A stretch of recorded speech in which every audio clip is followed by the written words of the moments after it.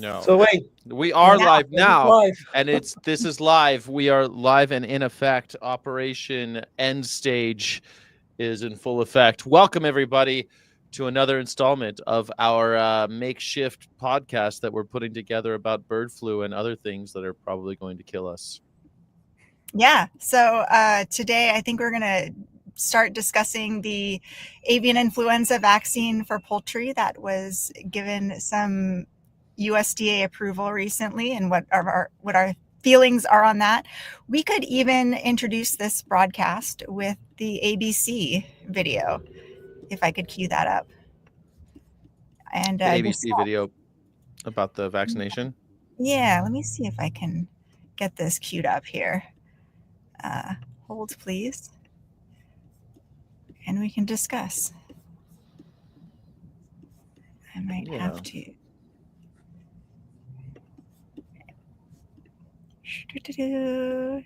Well, since I have a clinician here and no one answered my question in the chat, John, can I ask you a question about typhoid concentration camps and bird flu? Sure. All right. So, like, I've toured lots of internment camps and places like that in Germany and in California and Poland. And they always talk about how like disease is a problem. Like typhoid was why they burned down Bergen-Belsen at the end of it when they liberated the camp. But now we have a jungle camp in Panama and a camp in Guantanamo Bay where they are putting large groups of people and putting them close together. I'm starting, of course, the thing that's always on my mind is bird flu right now. But what kind of diseases do we expect to see when we put a bunch of people in camps? So I guess it really depends on what the conditions are in the camp. So I am not familiar with the ones you're referring to that you've toured. I don't even want to speculate on what's going to be, and the conditions are the ones that you referred to, which are present day. Yeah. I can say that the situation for close confinement of people or animals, like we see on farms where these poultry are kept, when you pack in living things that make feces and urine, and it's all in the same area for all the living things to step in and possibly eat and consume and get on your skin, get in your eyes. It's a breeding ground for the transmission of any infection that gets introduced in that scenario that can be transmitted by what we call the fecal oral route, or infection that goes into your stool, and then you eat it and then you get infected. And that scenario is an extreme. It's an extremely good setup for that. Animals or humans in close confinement without a way to clean themselves or bathe. And then similarly, the respiratory route, which is what we've been talking about with bird flu, humans or animals that are kept in extreme close confinement without, certainly if they don't have access to air, as is typical, or I should say fresh air, as is typical for many of these farms, it makes it extremely easy for infections that are spread via droplet or airborne to run through and infect a large group of individuals. Is that why during COVID we had all those prisons that started to see outbreaks, and we had old people's homes who seemed to really hit those populations? Yes, that's a good pickup. Those nursing home is the other one. Nursing home, any kind of chronic care facility where you have residents who are trapped. Prison would be another good one, with minimal, I would suspect, outside time, and ventilation, which is not necessarily designed to prevent infection in many facilities. Those are scenarios where one infection can enter, and then certainly in an unvaccinated population, or a debilitated population that doesn't have a great immune system, can just run through it and cause many infections. So yes, what you're discussing, the first thing that comes to me is nursing home outbreaks, which were big, to my recollection, Yeah. in the beginning of COVID for sure, before we had better knowledge base of it. So you mentioned vaccines. So vaccines are the answer. So let's watch this news clip real Vaccines are fast the answer. and discuss maybe how the potential of vaccines or not here. I mean, for this 3-minute Live clip. at 6. A vaccine could help stop the spread of bird flu in poultry after millions of birds died from the virus in the past few years. The new approach is giving farmers hope for future flocks. They need some kind of hope, and I can imagine that this would provide that for them. Something that is being done proactively to prevent the spread, prevent the losses that they're incurring. Thank you for joining us for Action News Live at 6. I'm Margot Kim. Hey, good evening. I'm Warren Armstrong. We're live tonight on ABC 30, Hulu Live, and wherever you stream. Of the news Action News South Valley reporter Cassandra Gutierrez joins us live from Visalia tonight after speaking with local officials about what the new vaccine could mean in this fight against the deadly flu. Cassandra? Warren and Margot, local leaders have said the bird flu has been devastating to the poultry industry. They also mentioned they're hopeful that something other than their already strict biosecurity measures is in the works to hopefully stop the spread of bird flu and help lower mortality rate in birds. About 150 million birds have died in the United States due to bird flu in the past 3 years. That's according to the U.S. Department of Agriculture. But this month, the USDA has granted a conditional license to Zoetis for its avian influenza vaccine. It shows promise. We hope that it works. My hope, and I'm sure many others, is that we can use that to stop this disease from continuing to spread across the state, and at this point, even across the nation. Stop it from spreading across the state. Before we go on, do we actually think that this vaccine might stop the spread? Is that what influenza vaccines do? I mean, that's not what they did last time, right? When they did it with COVID, they said it wasn't really. Is it going to stop the spread? Yeah, so it's a good question, and that I messaged you earlier is I like to see what the data show. In humans, we know that it does decrease the spread. It doesn't stop it. It decreases the death rate, but it does not completely stop it.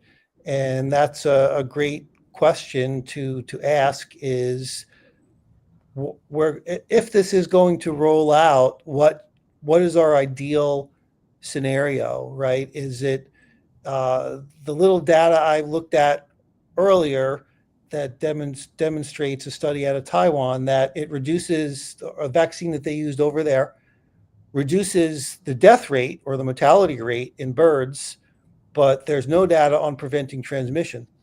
And so that I saw. And I'm not aware of that data in the European bird flu vaccines that are being used. And the question becomes, well, more than twofold. Who does it matter to? If you're a chicken, right, you care if this is, and if you're a poultry farmer, is this going to decrease the number of birds I have to slaughter? I think that's the question. Whereas from a public health standpoint, if you're a human and if you're in the Department of Health and Human Services, if you're a doctor in an emergency room, or someone who's giving vaccines, you want to know if this vaccine is going to stop the spread from bird to bird and then from bird to human. And those, as I see it, are probably two very different questions. Yeah, and to be clear, I think what you meant to say was, is this going to decrease the number of birds that a producer would potentially have to kill or exterminate, and hopefully increase the number of birds that they can send to slaughter?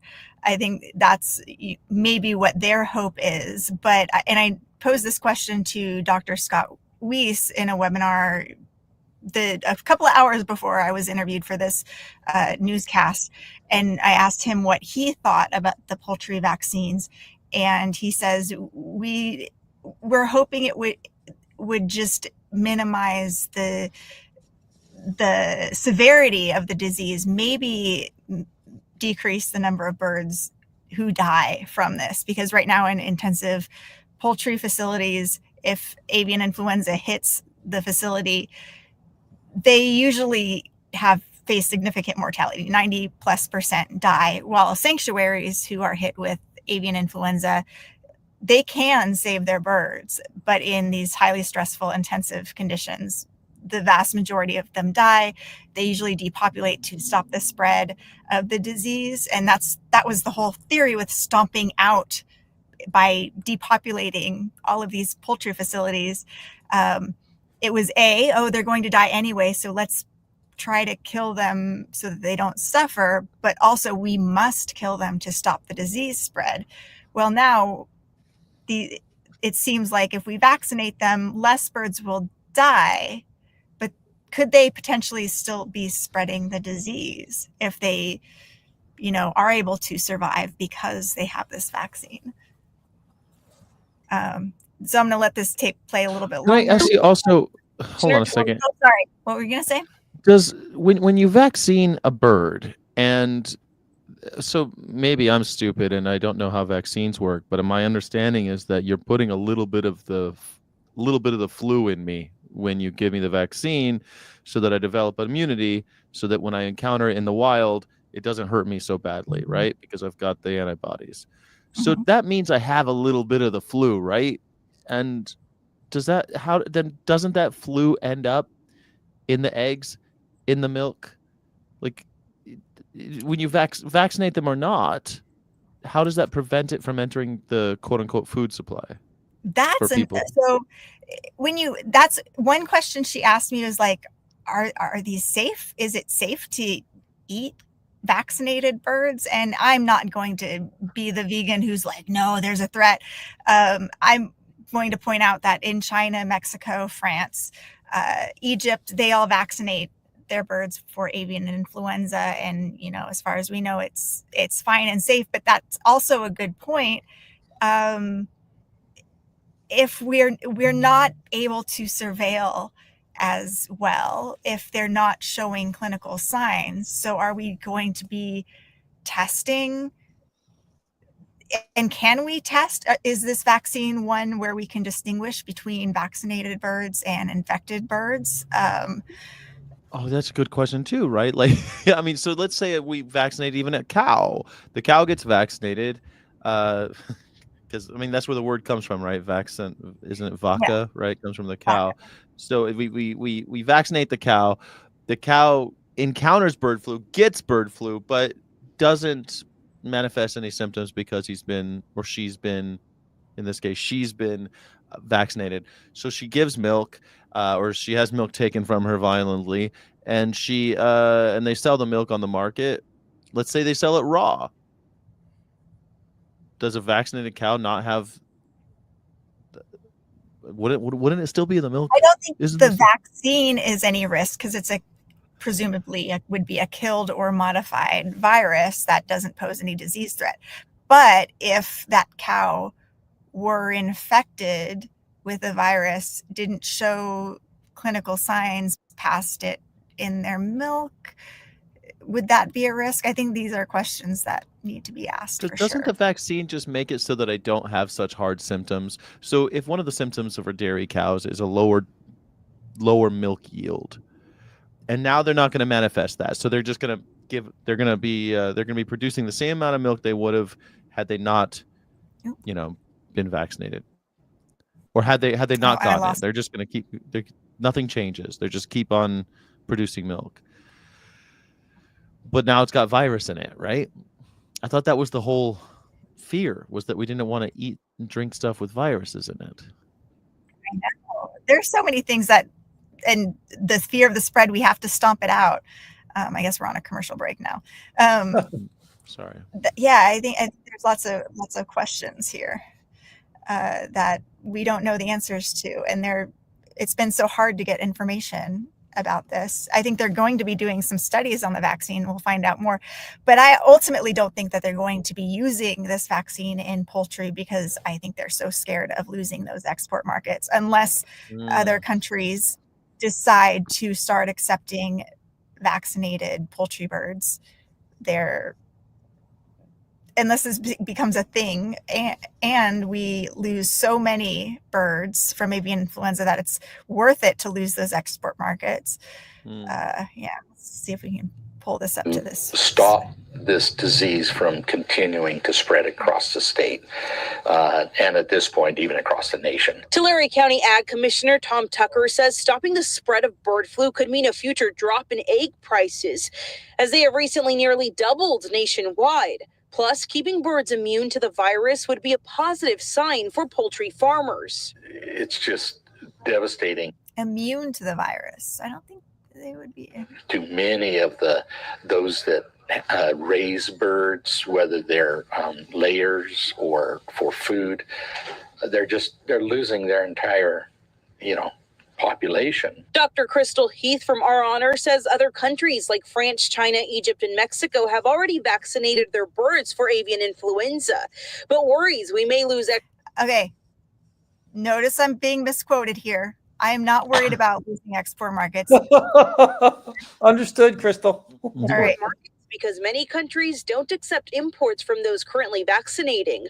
Plus, a mutating virus means a vaccine might not work for long. So we continually have to change the vaccine and adapt as the virus continues to mutate, which highlights we're kind of in this ever escalating arms race against these pathogens. Her suggestion, without addressing our dependence on modern intensive animal protein production facilities in which we have thousands of genetically similar, highly stressed animals, we continue to create the conditions that facilitate virus evolution. Agricultural leaders mention it could be months before a vaccine is approved. In the meantime, Zoetis will continue its trials before the vaccine is available for farmers who are specifically farming poultry. Live in Visalia, I'm Cassandra Gutierrez, ABC 30 Action News. All right. So. Awesome work. Yeah, Crystal. good job, Crystal, trying to get the good word out there. Yeah. At least you did get to say that. To kill his parents and sister. In the background? Hold on. What's happening? Hold on. I want to mute myself and figure out where the sound is coming. All right. So, what do you think, Doctor? Are we going to have? Are people going to still get it? I mean, don't we have to have a different flu vaccine every year? I mean, isn't that why we do that? Yes. So there's multiple points we can talk about this. And one thing I wanted to clarify. Well, first, I want one question I want to ask Crystal first. Do you have an idea of why the other countries will not accept exports from us if the animals have been vaccinated? Okay, two things. A couple of different things. I think a lot of them don't want our cheap animal protein to compete with their animal protein. That's one reason. But they also say that their concern is then knowing whether or not these animals have any disease, because you can't tell if they're vaccinated, whether they might be harboring an influenza infection. So that disease surveillance issue is a problem. So that's a couple of different reasons. And let me see if there's any other reasons here. Yeah, just vaccination could make it really harder to track and eradicate the virus, especially if birds carry it asymptomatically. But there's this vaccine technology, DIVA, differentiating infected from vaccinated animals capabilities, that may make trade partners more willing to accept vaccinated poultry. Okay. So yeah, regarding Skyjack, could you just repeat what you just asked me? I'm sorry. What I was saying was that if I have to take a different flu vaccine every year, and everyone's supposed to take a different one, if I'm a good citizen and I'm keeping up with my vaccinations, they're changing it every year. So we're just going to have a different one every year for bird flu, presumably. Correct. wrong? And I think the hypothesis is correct. I don't think we know that yet, but based on what we know about other influenza vaccines, that's a reasonable speculation. The virus, especially the one that we're seeing now, it's already mutated at least a few times.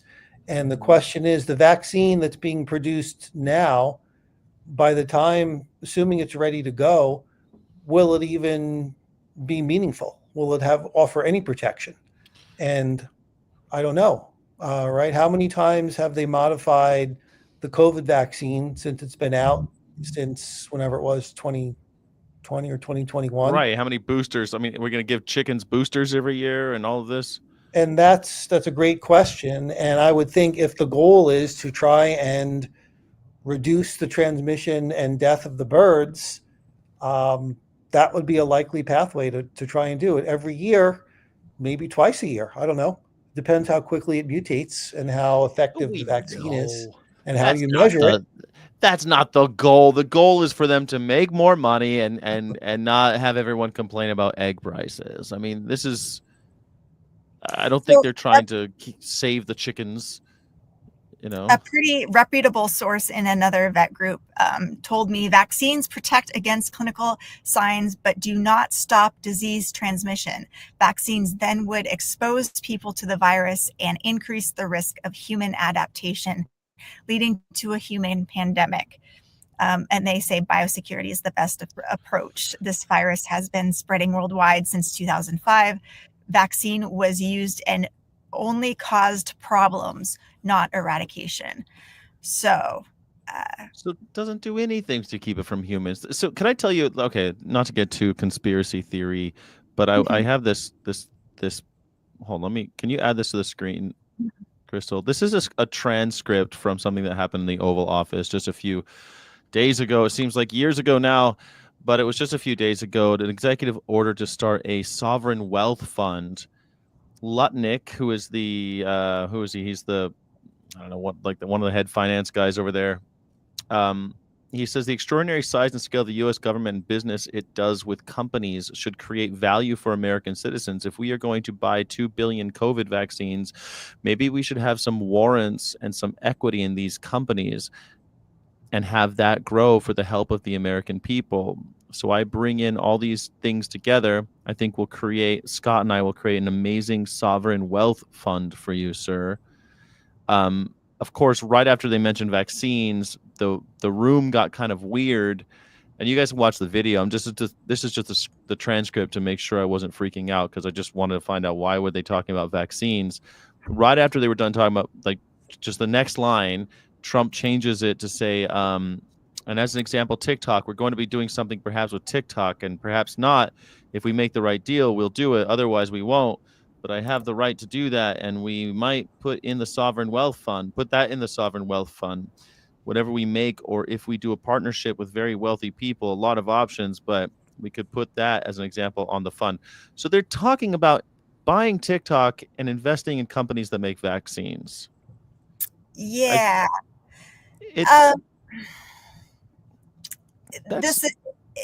It's sort of socialist, but not. It's a sovereign wealth fund. That's not. It's this. We don't really do sovereign wealth funds. They just did it. There's an executive order to start doing it. But I've always been a big fan of the Norwegian sovereign wealth fund. Are you familiar? I'm not. Okay, not so really. This is the government pension fund thing, and what it is, it's the world's largest sovereign wealth fund, and it manages Norway's oil and gas revenues. This was made in 1990 to invest surplus wealth from the country's petroleum industry, ensuring long-term financial stability for future generations. So it's over $1.5 trillion in assets, and it's managed by this Norges Bank Investment Management, which is a division of Norway's central bank. And they have this investment strategy, and it invests in stocks and bonds and real estate and renewable energy products worldwide, but it also has some ethical guidelines, ironically, for a sovereign wealth fund was created by fossil fuels. But it can't invest in companies that do severe environmental damage or have human rights abuses or weapons production and tobacco and coal industries. But can they buy TikTok? That's the question, Crystal. Are they allowed to buy TikTok? And I want to know, and I've been trying to find out, because a week after this story, all of a sudden we're talking vaccines in 10 billion chickens. Like, presumably 10 billion chickens. 10 billion doses seems like a lot to me. That's big business for the pharmaceutical companies, which just again goes to show that pharmaceutical companies have an agenda to increase the number of slaughter-bound animals. So when we are fighting against divesting from animal-based protein production and supporting animal-free methods of protein production for our nation's food security, public health, and animal welfare, we are also fighting against the pharmaceutical industry, who does not want to see that, because they would lose their own markets, and their own markets would shrink. So Zoetis used to be part of Pfizer, I think, and they were split up in some kind of antitrust thing. They were too big. There were the animal pharma and then the human pharma, and they split it. But I do think it's odd that a week after we were talking about buying vaccines, all of a sudden that's the new strategy that doesn't actually help us. Like, I guess it does help the farmers make money. Like, will this help foster farms? It must, right? Because they'll be able to sell more chickens rather than. Well, yeah, if it's better for them to vaccinate and sell chickens rather than depopulate when they're infected with avian influenza, it's still interesting. I would love for an economist to do some sort of study on that, on if there are any companies who are better off depopulating rather than selling their birds. This would be a really interesting area of economic study. I mean, I'm guessing it's 6 of one and half dozen of the other for them. I mean, they get indemnity payments anyway. I mean, is this going to be subsidized? Is this a subsidized program that we're going to pay the farmers to vaccinate their flocks? I think the USDA has already invested hundreds of millions of dollars into the development of a vaccination. So it's likely, right? The Farm Bill is coming up the end of this year, and if this is the path we're going down, I would not be surprised if there's another chunk put in there, right? They, correct me if I'm wrong, Crystal, but they get paid for the mass depopulation. They don't lose any money for that, and they'll probably get paid if it's decided for that immunization is what is going to be recommended. It's a complicated issue of whether or not they lose money from depopulation, because on the big corporations for sure benefit in some way because they don't have to feed the birds. They're killed. They clean up, that's funded. And these big corporations get like $3 per bird if it's, a chicken, or $5 for egg lay or something like that. The people who lose out are the contract farmers. Right. This guy is like giving me a thumbs up in the window. Okay, it's really weird. So the contract farmers get like 30 cents, 50 cents when they have to depopulate. They have mortgages to pay. They end up losing big time when they default on their loans, can't pay their mortgages. The bank is bailed out by the USDA Farm Services Agency. So that farmer is gone, homeless, has to find other source of income. A new sucker comes in, gets a new mortgage, rebuilds the facility, and Tyson gets a new contract farmer with an upgraded facility, and the whole process starts over again. So, of course, usually the corporations have their interests protected. They have the ability to lobby the government and make sure everything's done. It's interesting with the Doge program. It seems that Doge is focused on employee salaries, and they're not focused on subsidies, which is par for the course because they think corporations are doing a better job than the government. So it's better to not hire people to work for the government, but those people would be better off being in highly productive private companies. I don't think they're as smart as that, Crystal. I think it's like when you run a business, one of the first things you do when you take over, like I've taken over failing restaurants, and one of the first things you do is clean house. You go in, you find out who's stealing, because there's always somebody. There's always somebody who's pouring a little bit of extra in the and over the course of a night, you can tell that they're pouring a whole bottle out to their friends versus somebody else. And then you clean house, you fire a bunch of people, and it hurts in the short term, but you'll end up hiring better people. Hopefully you'll boost morale in those agencies, in your staff. And so, I mean, I just feel like they suffer from the American illness, the misconception that because you're good at business, you're also good at governance. Like, they're two very different skill sets because their goals are so different. The goal of government is not to make money. I don't know why they keep on thinking this. That's not the plan. The plan is not to have a government that makes money. It's a government that serves the people and protects their rights. And that's not what this is not what Elon Musk understands. The guy, he barely understands business, but the things that he does understand, he understands this, because this is business. This is management 101.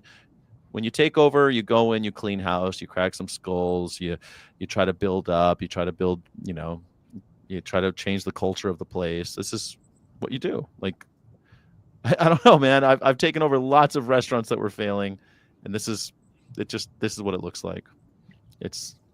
Yeah. I think, part of me, we have to like steel man their argument, which plenty of people do anyway. I do think there's something to be said for sovereign wealth funds. I like them in theory. I like the idea that our government is not trillions of dollars in debt. I do not like the idea. But it is, Crystal. It is $1 trillion in debt. Like this, none of the things they're doing are changing any of that. Like you were talking about, even if you closed USAID, you're talking 1% of the budget. Like that's just not where the money is. The money really is in entitlement programs and the military. And I guess they're coming after those next, so we won't see Social Security or it's a lot of bailout money. I mean, this is $1.6 billion for bird flu at this point. Yeah, but they're not touching it. Like I was running those numbers today, actually. I was digging around in usaspending.gov, and like, I mean, I have the numbers from last year from just the indemnity payments of bird flu on my screen right now. Let me see if I can get Excel to stop the blue circle. But it's pretty remarkable how much money. I mean, even just Jenny O alone is $46 million last year in just direct payment. So I mean, it was $120 million overall since the beginning of the bird flu outbreak. So this is what DOGE is up to right now. What do we got? Spend. What is this unit? Oh, 8 billion. 1.2 trillion. Department of Health and Human Services. Department of Agriculture is 150 billion for fiscal year 2019 and up to 203.4 billion for last year. What site do you get this all from? This is Doge.gov. Oh, okay. Where's the Department of Defense? Surprising, only 826 billion. Yeah, it's about $1 trillion a year. Services, a lot of it. What is the Department of Health and Human Services spending all their money on? That's CDC, NIH. I mean, basically, I think the Attorney General's under them. It's FDA is probably there. FDA is under it, yeah. It's one of the big ones. Yeah, interesting. I mean, basically any kind of experiment, scientific, anything going on with vaccines or everything. Yeah, How they- all animal research is under there. Mm-hmm. Yeah. Yeah. Yes, governmental wages. But I was digging around at usaspending.gov, which is a better website than Doge because you can actually put in you can actually search Yeah. and see what they got. And it's actually a great website. I mean, they always talk about there's no transparency, but there's actually tons of transparency. Here, I can share my screen on that to show you. It's Like, much easier than me sharing my screen. There's this really drunk guy out in front who's been trying to get my attention. I might have to. You just flip him off Or and So tell them. you're in Pullman, Washington? Yeah, I spoke at the vet school today about depopulation and avian influenza, and it was in all the bullying and retaliation that I've faced too by the AVMA. So hopefully I made a lot more students very skeptical of the AVMA, which is my goal. And skeptical of what they're being taught. And it was great because also our friend Monica Bando, Dr. Monica Bando was here, and she gave a welfare seminar right after my talk, which was really great and opened a lot of dialogues about declawing cats and terminal labs in veterinary schools. And Dr. Erin Zamzo, also, she lives in Washington, and she drove 3 hours here to come see us. And we just had dinner, which is why I was a little bit late for this live stream, because we were at dinner together. So it was great. It was good times. And I hope to come back here and talk to the shelter club too in the future. Are you flying back or did you drive? I'm flying, yeah. The most ghetto Alaska Airlines plane. I took photos of. It was just dingy. The Alaska Airlines is supposed to be classy.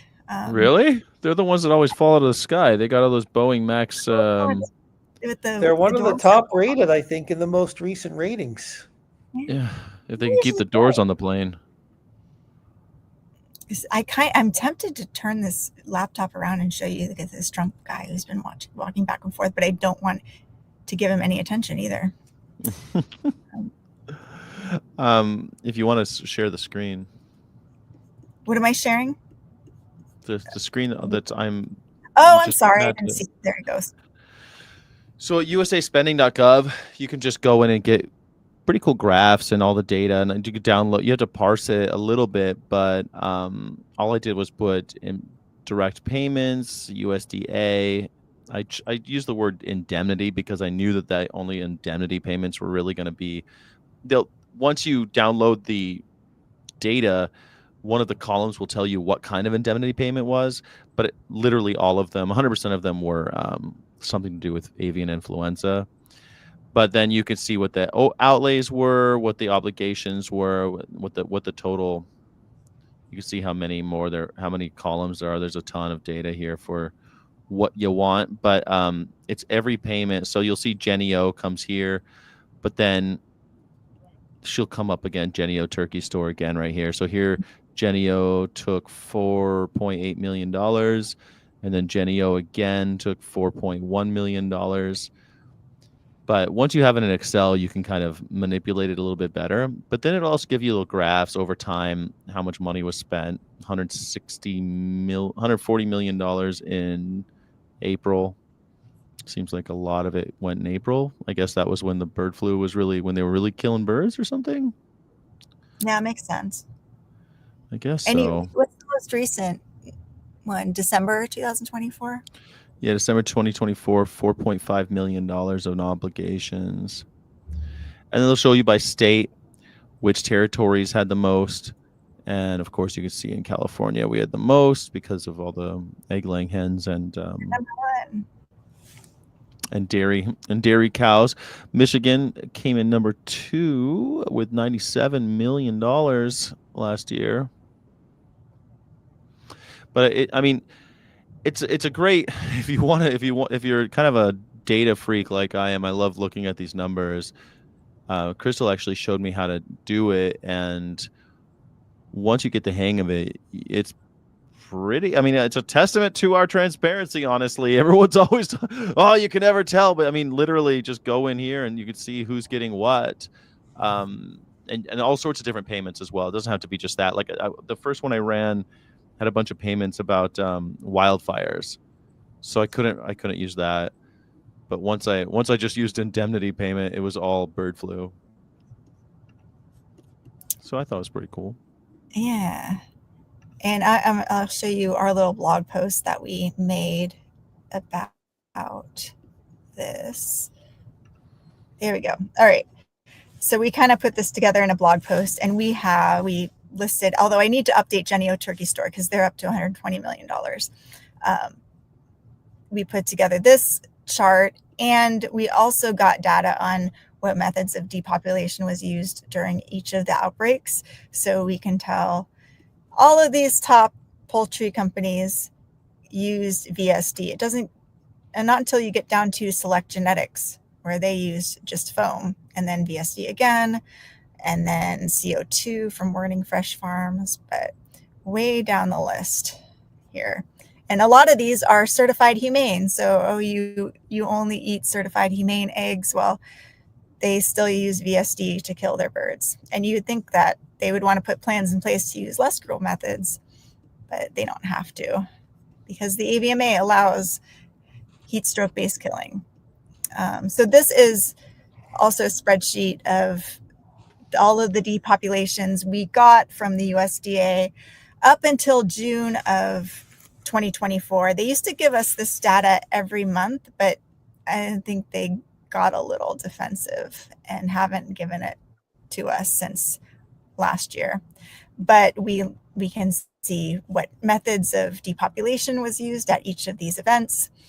And then this column with the companies is blank. We figure out which companies these are by matching the payment data from usaspending.gov to the payments that they gave us here. Some of these have payments, but also just the dates too of the depopulation. The payment data has a period of performance that correlates with the depopulation event.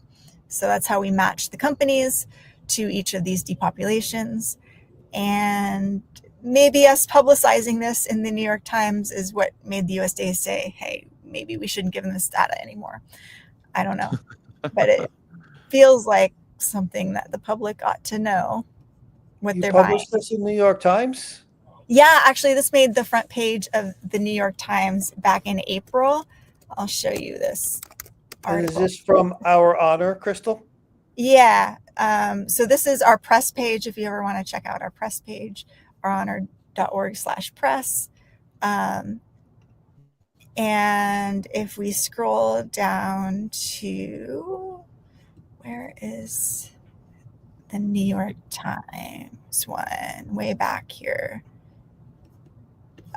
This is another great New York Times article by Nick Kristof about the hypocrisy of how we treat dogs and farmed animals. Although I pointed out that if the dogs are lab animals, we don't really care about those ones. We treat them pretty badly too. So this was the New York Times article. Cruel way to control bird flu. I have a free. I have to log into my New York Times subscription. Hold, please. Let me unshare my screen.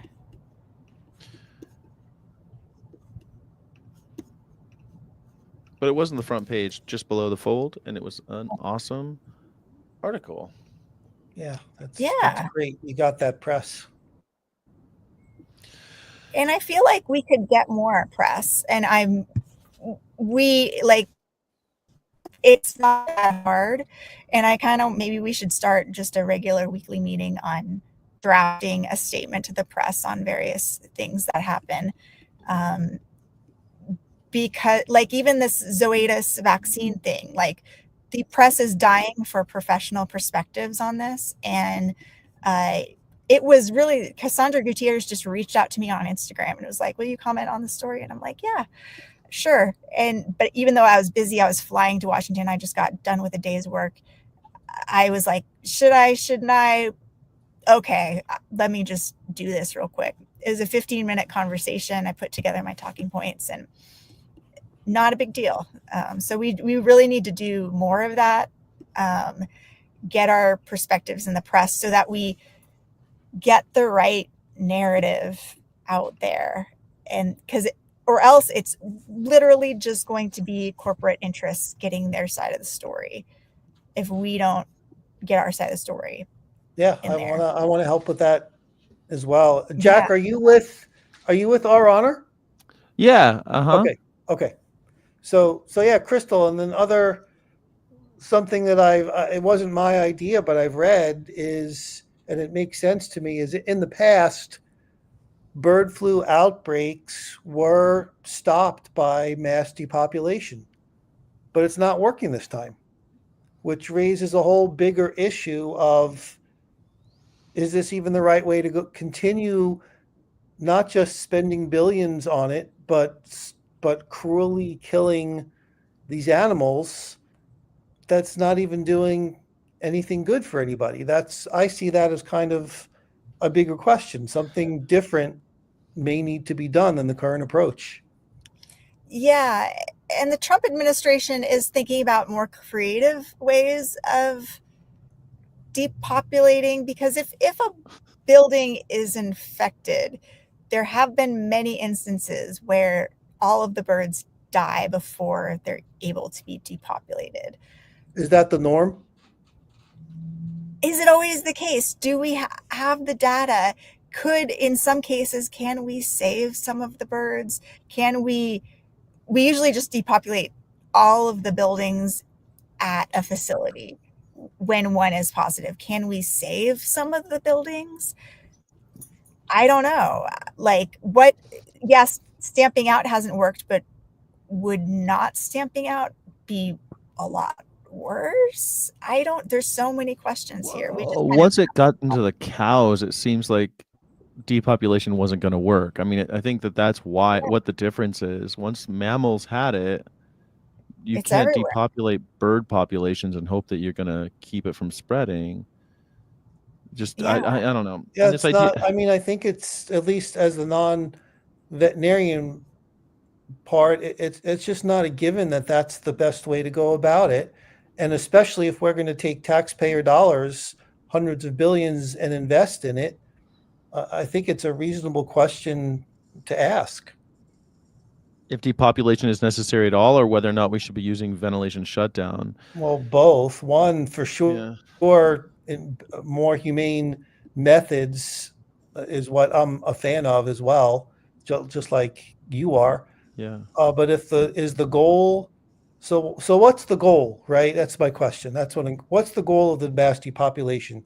Is it because 100% of the chickens are inevitably going to die a horrible death, and what we're doing now is more humane?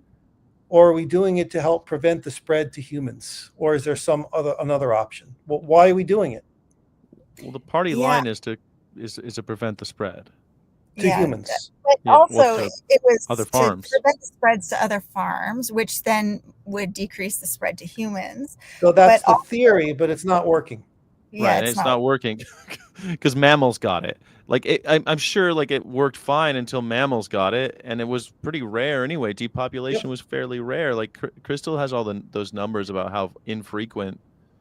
I mean, bird flu's been with us since the 90s, and it was a fairly infrequent occurrence to kill 5 million birds in one day. And and in the past it worked, and it was a rare event. That something is different now. Maybe it's the mammals, but it's a different beast, no pun intended, perhaps, than it was 20, 30 years ago. Well, Ashley Peterson, Senior Vice President of Scientific and Regulatory Affairs at the National Chicken Council, a trade association, is dropping some truth bombs, which we really should discuss here.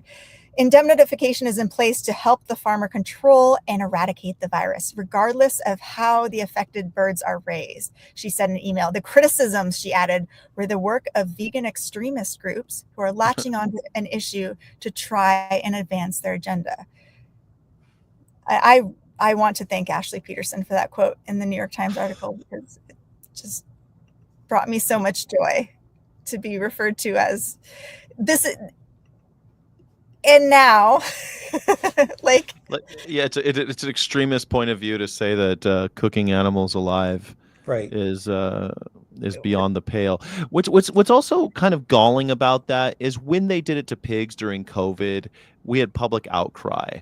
I mean, the vets that I talked to at VMX who gave talks about this, they were the ones saying, like, people who are carrying it out are the ones saying that this is simply, we need more, we need more transparency about this. The public needs to know.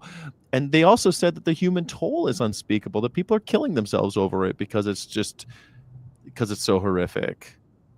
So, yeah. I mean, like, there's just everything. It's not the opinion of a vegan extremist to say that cooking 5 million animals in one day alive,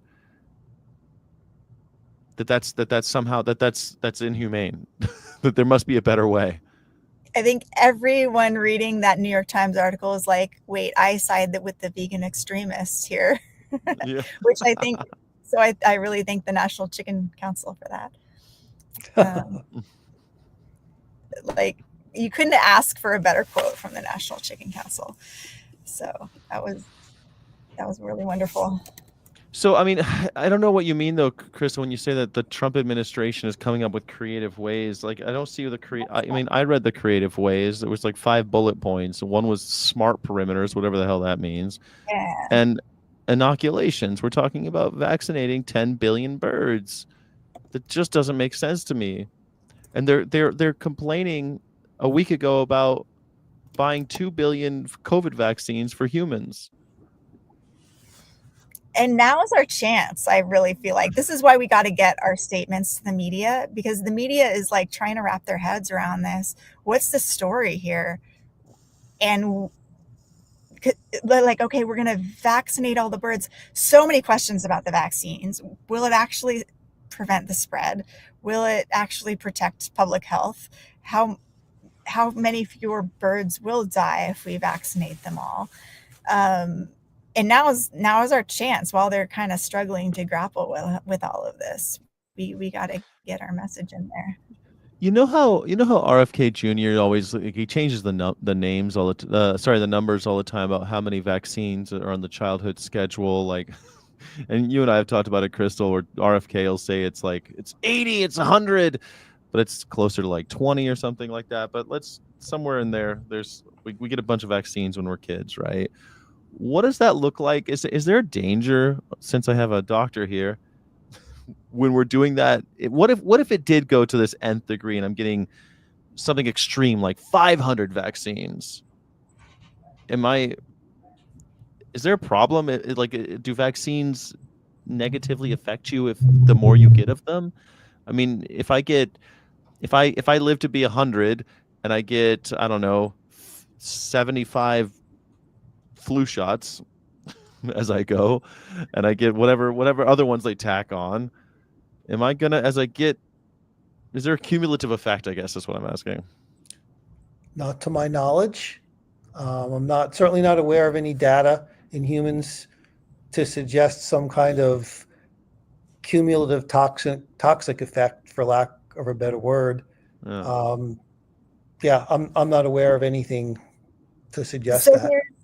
From a veterinary perspective, here's what I kind of learned and tell clients. Older animals tend to have more vaccine reactions than younger animals. And we think this is because they develop like an overexuberant reaction to the vaccines they've already gotten. So like, you get a vaccine, your immune system ramps up, you develop antibodies, fine. But some get a very weird reaction, and then they're vaccinated again and their body goes crazy. And then they have like more anaphylaxis type of responses. Cats can get cancer from vaccines. These adjuvanted vaccines, adjuvants are added to vaccines to make the immune system react more. And so cats can get fibrosarcomas from some vaccines. I don't know anything about people and if people can potentially get cancer from it. Usually it's like a lump at the injection site that becomes cancerous, and then we have to amputate their leg. And it's like 1 in 1,000 cats can get that. That's where they got the shot. So 1 in 1,000 cats. It's like getting hit by lightning. Okay, so I don't know. It's I don't know if we should worry about this or anything, but let's say it's good to be apprehensive. Like if we want to live in a world with fewer vaccines, so we're not like there's this thing in Star Trek. Star Trek. They're always traveling through time, and one of the things is they can't get captured by anybody because as soon as they do a blood test, they'll find all these vaccines in them for diseases that they've never heard of. Right? They've got all these vaccines in them because they've been inoculated. If I don't want to end up like a Star Trek guy with 1,000 vaccines in me, then maybe we need to stop torturing animals and vaccinating them every year. Yeah, it's a completely different approach we're coming in with, right? It's just a completely different approach. Like Crystal said, we need a reevaluation of the whole process, and so that's a different angle that I look at it as well. The transmission of infectious diseases within closely confined animals has consequences for the animals, the people working there, as well as the humans. And you can look at it in terms of vaccines, PPE, other interventions, which one way that I see it is it's not getting to the root cause of the problem. It's the way the animals are housed and treated. And the one example partially related I learned about recently with mink being COVID factories and flu factories, right? Mink, and Crystal knows this better than I do. I've only read about it, but they're solitary animals out in the wild. If one mink gets infected with something, it dies. The rest of the mink are fine. Mm-hmm. You make a mink farm and you have them like a chicken farm. You infect one of them with COVID, what happens? It kills all. Yeah, it kills almost all of them, and it can mutate and cause problems in humans. And so that's the way to solve that problem. Is not let's vaccinate all the mink. Right. If you don't put them in the cage in the first place. Yeah, stop the mink farming. Yeah. Yeah. Exactly. It seems reasonable when you say it like that, John. So God forbid, right? Yeah, it sounds totally reasonable when you say it. With that, I actually need to get off unless you had another question for me. No, this is the end of the show. We're going to be off the air in 2 minutes. So that's all right, it. Great. This is it. We're going to say goodbye. John, I didn't say everyone should subscribe to Skyjack Morgan on YouTube, where I do a daily account of the news, and on Sunday we do Vegan Sunday School, and Crystal's a regular guest there. So please subscribe to Skyjack Morgan on YouTube. Great. And Our Honor, which we're not easy to find, honestly. Our Honor Vets. We need a better YouTube. On YouTube, no, it's easy to find. You just go into the thing, you put @OurHonor. It's the first one that pops up. Just search for @OurHonor. For some reason, there's a number at the end of it. Yeah, that's the problem. But search @OurHonor. Please subscribe there because we are adding more content all the time. And if anybody else. Well, I'm seeing the chat. The chat's pretty lively right now. I'm sorry, I don't have control over the chat today, or else I would have put more chats up on the screen, everybody. But thank you. You don't have control over the chats? How do you put more chats on the screen? Oh, you can't put stuff up. No, I'm not a host. I'm a guest. No, last time I was a host. You a host? I guess you have to log on to my account. There's a few ways to do it, but here we are with 30 seconds left. I just want to say thanks to everybody. We're gonna evolve End Stage into a full-blown podcast where we're doing this more often and kind of batting at the fences when it comes to these topics. I hope you enjoyed it. Thank you everybody in the chat to keep it lively. I really do appreciate you all being here. Bye everybody. Bye-bye. Crystal, you got to hit the end transmission. There she goes. Did you do it? John's gone, but you and I are still here, and you're frozen. Cool. All right, everybody. Thanks, everybody. Appreciate your being here.